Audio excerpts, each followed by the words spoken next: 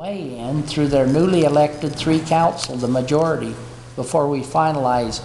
But we are spending that money, the Envision 2050, the master plan study.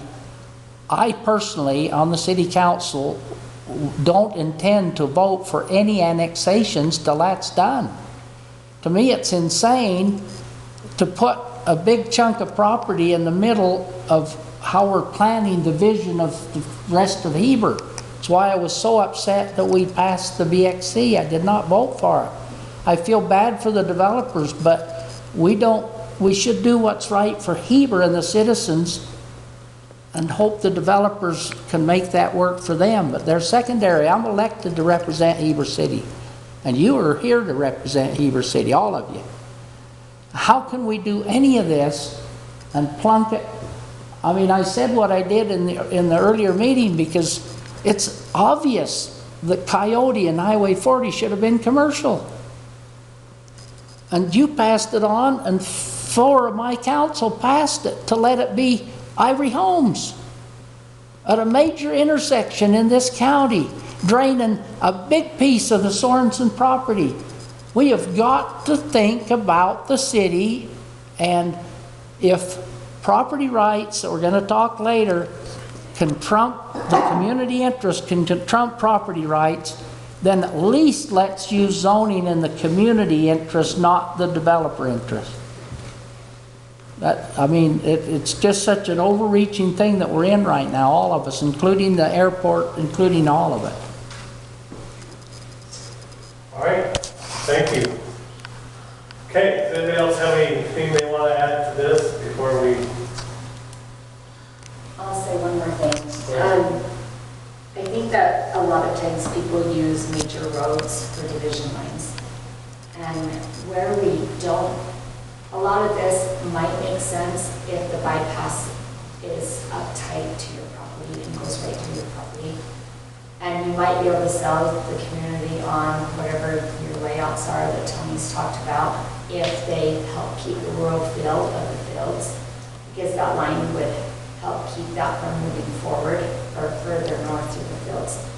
My fear is if you did come back with a bigger loop out into the fields, if we were to pass this before knowing where that alignment is, then it's going to push this type of development all the way to that line.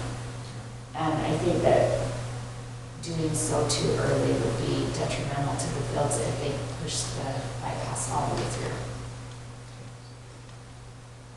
Agreed. Thank you. Anyone else? Okay. There you go. Did you have anything else you wanted to add? Well, do we have, I assume we didn't have a vote, meaning either they recommend that we move forward or decline it. Do we need to do that, or do we just need to leave it as is? They can just continue it to get that additional information or wait for, but they don't have to go on it now because of the fact that we need that general plan amendment as well. So are we kind of on hold until the general plan is done? Is that? I'm just trying to figure out. I think the staff's recommendation tonight was just to try to get feedback on the development and then come back with an amendment to the general plan to find out what the final land use would be, whether it doesn't sound like there's a ton of support for MERS, but I don't think we've got really specific feedback for what that would be because there's concern about the other features of the school and how those will play out. But certainly you are the petitioner. If you wanted to press forward and get a yes or a no, you're certainly welcome to. I think we probably ought to sit down with you as staff and the petitioner and kind of talk about these issues and see what information is available and find out what happens in August. That's only a month away. Maybe we wait till then and meet and see what the school does, and that will help, I think, dictate where you go from there. But I think what we're hearing from the planning commission is they're not interested in this now, and they need a lot more information through the general plan and other things to happen before they're really even ready to discuss what kind of zoning or if they want to annex this into the city and what kind of zoning they want. So it's just what they're saying is they're not ready yet to make a decision, and we may be another year or two or more before they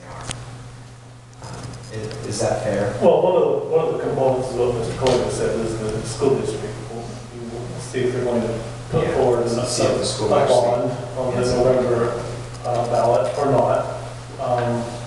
And then, so if they decide to go forward with the bond, that's just part of it. I would be inclined to wait until November and see if it passed or not. For myself. In addition to that too, but the bypass, I think, plays. And then the bypass, I think, significant role here as well. significantly, yes, also. So I think what we're looking at is we need to have conversations, but we're really a year or two away, if not more, because that environmental document may take 2-3 years before. That is potential, yes. That's kind of the schedule. I think that's worst case I'm scenario. just trying to wrap my head around what's realistic, and it sounds like we may be a year or two premature to having this type of discussion. I think that- Not I think discuss it's and safe then to invest. I think it's Say, good to have "Yeah, a you're right." discussion now, right? At least it's been brought up, but I'm just trying to get, that's kind of what I'm hearing is, look, we're not really ready to, But unless you want to zone at 5 acre, we're not really ready to. But do have some discussions, more with the planning staff, have some more discussions, and so you understand clearly what your options are, okay? All right. Okay, thank you.